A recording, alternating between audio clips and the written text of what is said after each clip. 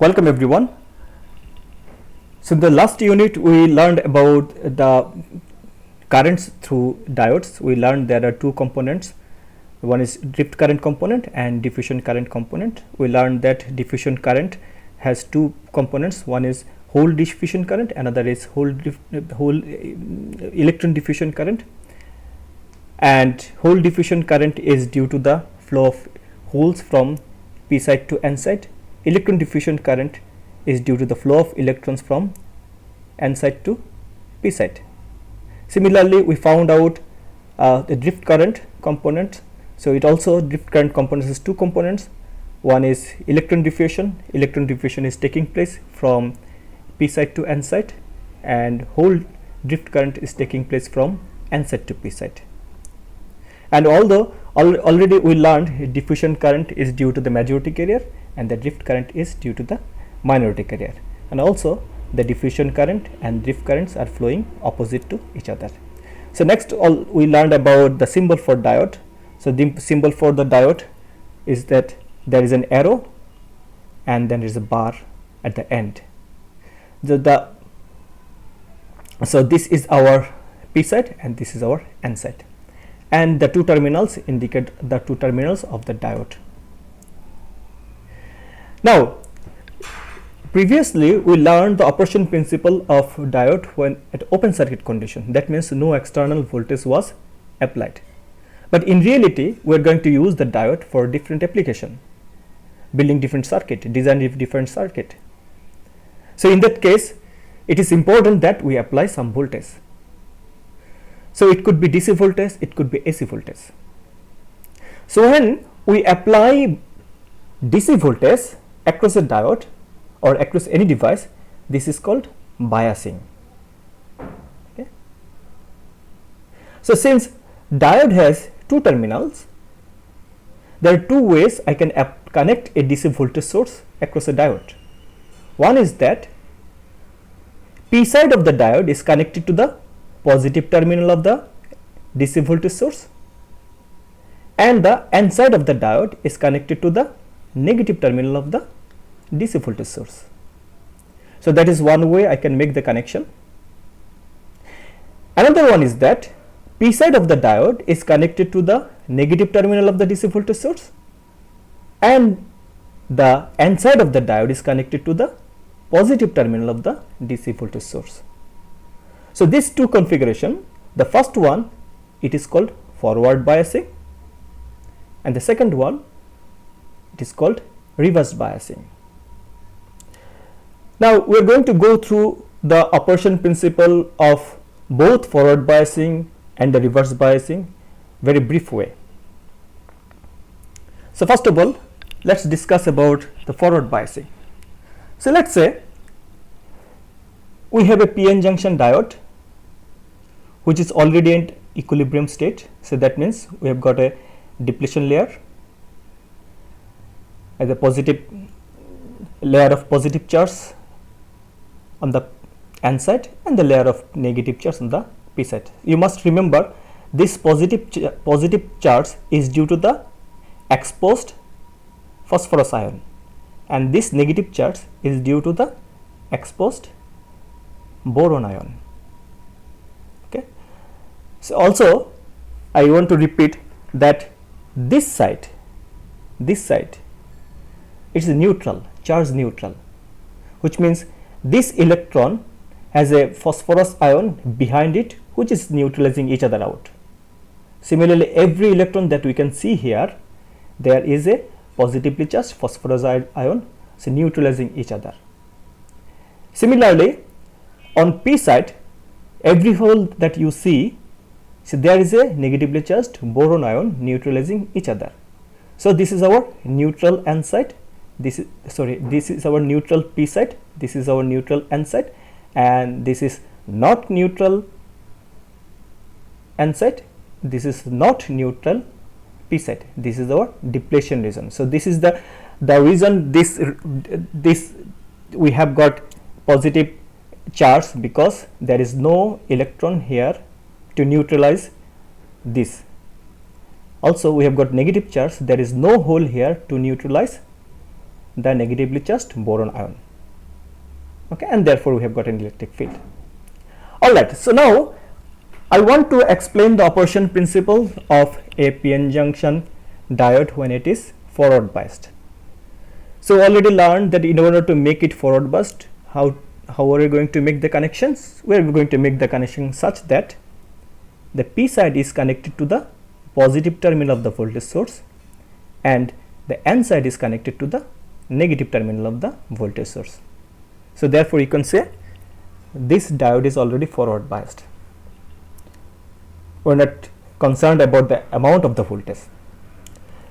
So now if it is forward bias, so let's say this is a positive terminal, so that means we can easily bring this positive terminal over there by putting a positive sign, and also the negative terminal, so we can bring it over there. Now what exactly happens is that since it is positive, see, positive terminal is going to push the hole which are also positively charged towards the depletion region, because this is positive, so they repel each other out. So due to this repelling, we would expect the hole will be moved towards the depletion region. So hole will be pushed inside the depletion region. Similarly, on that side, so negative terminal means the negative terminal and the electrons, both of them are of the same charge, so they repel each other out. So that means that this negative terminal is going to push the electron inside the device, which means towards the depletion region. The whole thing can be explained elaborately here. So let's say we have got the depletion layer where we have got phosphorus ion accounts for the positive charge, 2 phosphorus ion, and we have got boron ion which accounts for the exposed negative charge, and we have got also negatively charged boron ion which is neutralized by the hole, and another negatively charged boron ion which is neutralized by the hole. So this is our neutral P side, this is not neutral P side, so this is the depletion region. Similarly, here the electron is neutralized by the presence of this positively charged phosphorus ion. Again, this positively charged phosphorus ion is neutralized by this electron. So this is our neutral N side, and this is our depletion region. So this is the scenario. So now that we have got the positive terminal which pushes the hole inside the device, or other we can say that the battery is like a pump. What does it pumps? It pumps charge. So that means battery is always going to pump holes from the positive side and is going to pump electron from the negative side. So that means we are going to, it is going to push a hole inside the device, and also the positive terminal is going to push the hole towards the depletion region. That means this particular hole will be experiencing a force from this external source and will make the hole entering into the depletion region. As the hole has entered into the depletion region, what's going to do? It is going to neutralize the part of the depletion regions. You see, this negatively charged boron ion has got an hole which it can neutralize it. So that means our neutral P side become bigger. On the other hand, you can say the depletion region has become smaller. Similarly, from this negative terminal side, so it is going to inject an electron into the semiconductor. Also, the negative charge is going to push the electron into the depletion region. As the electron has entered into the depletion region, it is going to neutralize part of the depletion region. So that means this side has become the part of the neutral N side, and this side has become the part of the neutral P side. So essentially, we have noticed the depletion region width has become narrow. Okay, the previously at open circuit condition, that was the depletion region width, and now this is our depletion region width. So as the depletion region width becomes narrow, it means the corresponding electric field becomes smaller. It's smaller. Okay, it gets smaller.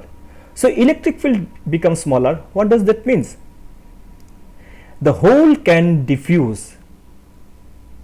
A diffusion process can restart. Remember that at equilibrium condition, we found out there is no further diffusion of hole and no further diffusion of electron, because the electric field, internal built-in electric field, prevents further diffusion. So now if you have got a situation where the electric field itself becomes smaller, what does that means? The hole will be pushing over the electric field, also electron will be pushing over the electric field. So that means a diffusion process can start. So we are going to notice, so hole will be moving from p side to n side. We are going to notice electron will be moving from n side to p side, and in the process the holes will be coming out and electrons will be coming out. So we are going to have a flow of current. Now if you increase the voltage even more, so you can imagine the positive terminal will be even more stronger, so that means it is going to push even more. Negative terminal will be stronger, that means it's going to push even more, so that means it's going to push even more hole into the depletion region. It's going to push more electron into the depletion region. That means the depletion region width becomes even more narrower. So if the depletion region gets even more narrower, that means the corresponding electric field gets even more smaller. Smaller the electric fields, more hole will be diffusing from p side to n side.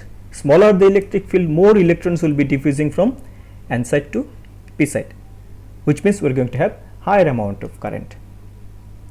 Okay, so now if you increase the voltage even more, so it could have a situation where the depletion region width become almost zero, because it is pushing more hole into the depletion region, it is pushing more electron into the depletion region, so making the depletion region width almost zero. So if the depletion region width becomes almost zero, it means there is no electric field existing, which means hole can diffuse from p side to n side, n side to p side freely, and we are going to have plenty of current. So we are going to notice plenty of current. So then the question, this is the thing that is about majority carriers. We already learned that whole diffusion current is due to the majority carrier. What about the minority carrier when it is forward biased? Although as I mentioned, when sufficient amount of voltage has been applied, the depletion region width becomes quite narrow, but the electric field never becomes zero. There always exists a little bit of electric field. This amount of electric field is enough to do drift current. So one thing you must remember, the drift current doesn't necessarily dependent on the strength of the electric field. It depends on the existence of the electric field. So as long as there is a little bit of electric field exists, which always does, we are going to see a drifting of electron and drifting of hole across the junction. So that means when it is forward biased, we are going to have both diffusion current, we are going to have both drift current as before. So diffusion current is going to flow from p side to n side, and the drift current is going to flow from n side to p side. But in that case, since diffusion current is due to the majority carrier, so and drift current is due to the minority carrier, so diffusion current component is very much higher compared to the drift current component. So that is also a task for you. Why? So you are going to find out why diffusion current component is much higher than the drift current component. So next we are going to see the reverse bias case. In reverse bias case, the connections are reversed. P side is connected to the negative terminal and N side is connected to the positive terminal. Alright. So if negative terminal is connected to the N side and the positive terminal is connected to the P side, what happens is the this negative terminal is going to attract the hole towards the terminal, and this positive terminal is going to attract the electron towards the terminals.